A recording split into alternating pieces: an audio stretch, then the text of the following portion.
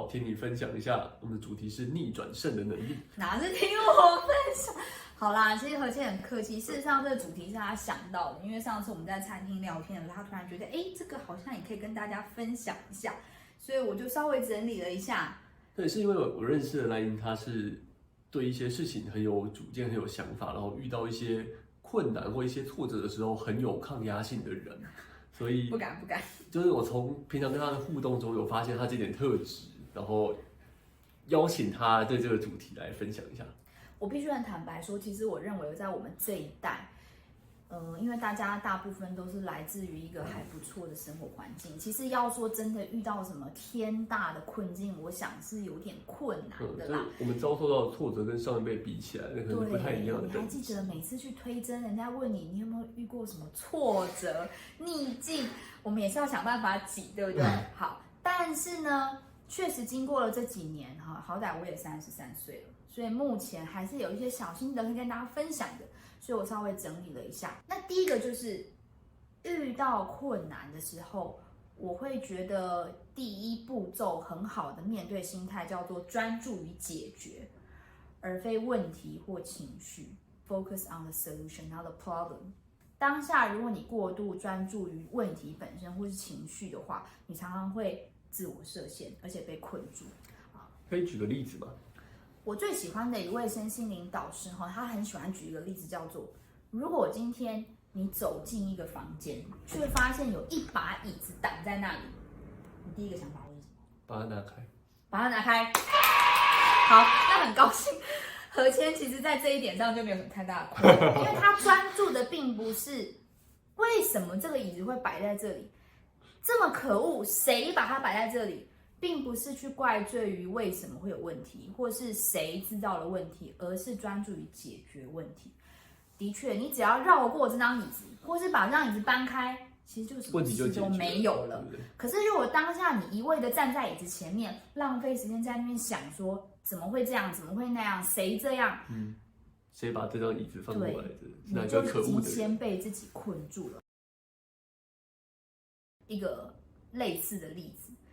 有一次呢，就是在那个会议上因为大家主管就是发现说参与率实在太低了，所以后来祭出一招，就是他把那个打卡机放到最前面，签到单放到最前面，所有人都要走去那边，那就不能有什么代签啊、代打卡之类的事情了，因为每个人要自己走去前面，然后那个机器呢，到演讲结束才会再度被拿出来，大家才可以，也就是说你不能迟到早退的意思。到晚先退各，而且会在前面大排长龙OK。那当这件事情发生的时候，有非常多人不满嘛，因为事实上确实很多时候参加会议不是因为故意不想参加，而是因为我们有很多临床上的事务，包含可能即将要去开刀，可能要查房，可能病人发生什么问题，有时候来听一点精华的部分，可是可能又被抠走了，所以有时候无法来全程出席是有原因。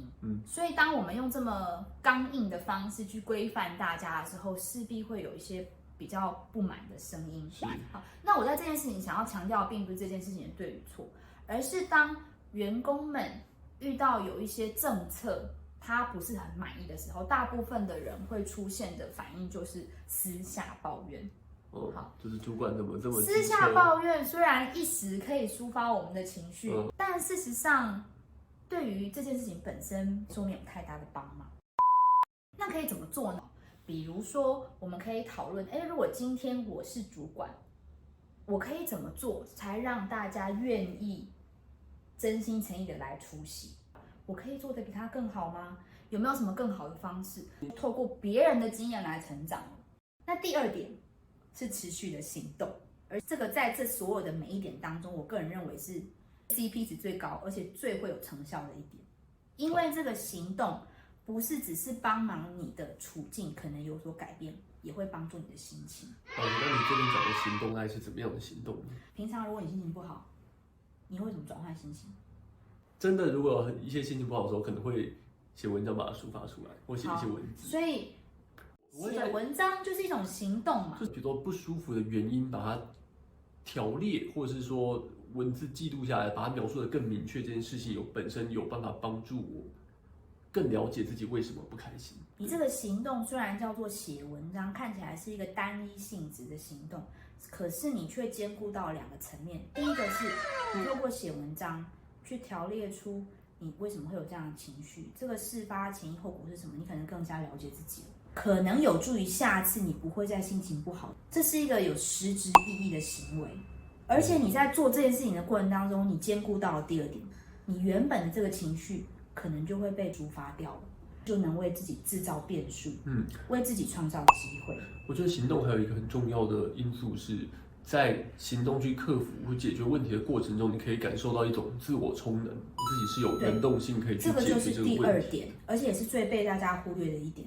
大家都知道心情不好转移注意力，可是大家却不知道，行动转移的注意力啊，是一个双赢的注意力。当你的身体在劳动的时候，你的思绪其实是可以更清明的。虽然同样是想，却不是胡思乱想。不管你是去吃美食啊，跟朋友聊天啊，看一场好电影，任何你觉得适合你自己的行动，都会是好的行动，为你自己创造你无法用逻辑去想象的机会。现在来到第3点，好，乐观的看待情绪。遇到困难的时候还要能够乐观的看待情绪，对，没错，听起来很不容易的。对，这个东西如果要再讲，应该又可以讲另外一个主题。但是我今天，那我先问问看，这个地方可以举一个例子吗？我就讲一个最近我个人认为非常神奇的例子。我现在就是开了一个人的小公司，那但大家在开公司的过程当中，需要准备很多的行政程序，那个都是我第一次自己去了解的。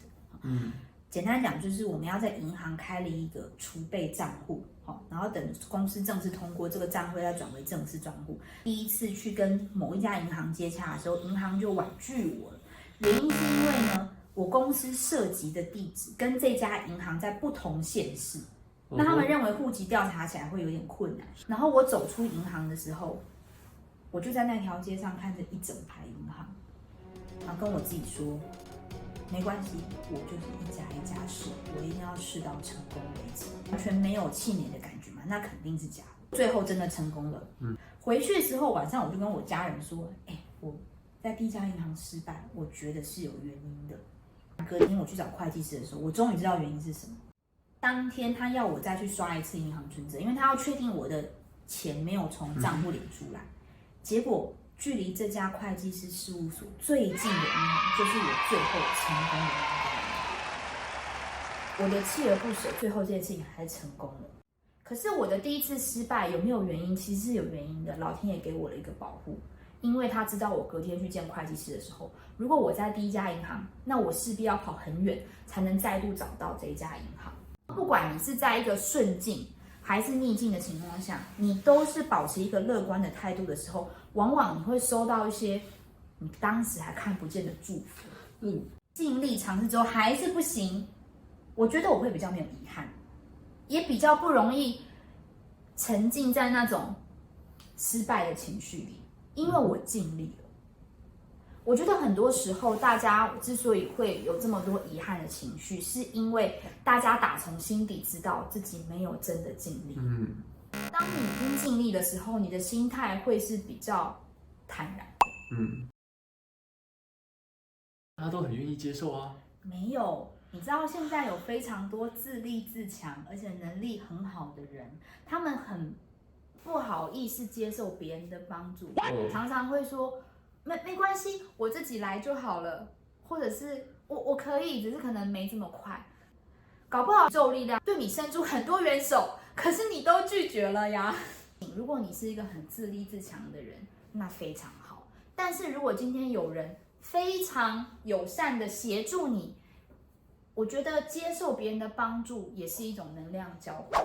你接受别人的帮助的过程中，可能对对方来说也是一种帮助。对，第5点，我个人认为是最困难的一点，信任、放下，然后相信这些事情、这些成果会在最完美的时机来发生。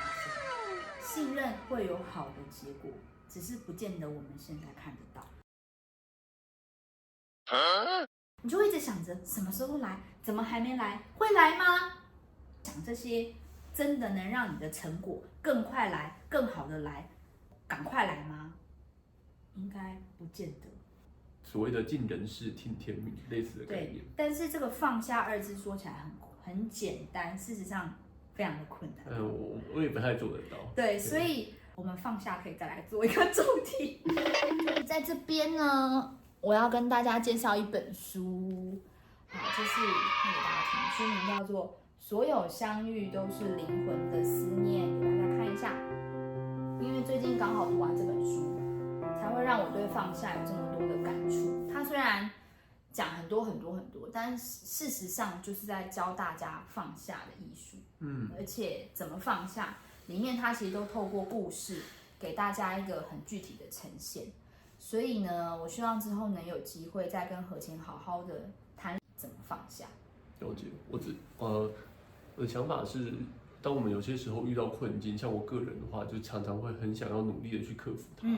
然后如果事情不理想的时候，就会遭遇的挫折就会比较大。那个时候我比较不容易所谓的信任或是放下，把这个相信这个结果就是上天赋予我们最好的结果。为什么我们难以放下？是因为我们过度专注于结果，却殊不知在这一路克服困境的路上，你早就成长了，你早就收获了，你也得到你该得的礼物了，但是你没有发现。对，我们一厢情愿的去期待我们要透过自己的努力得到那个预期想要得到的结果。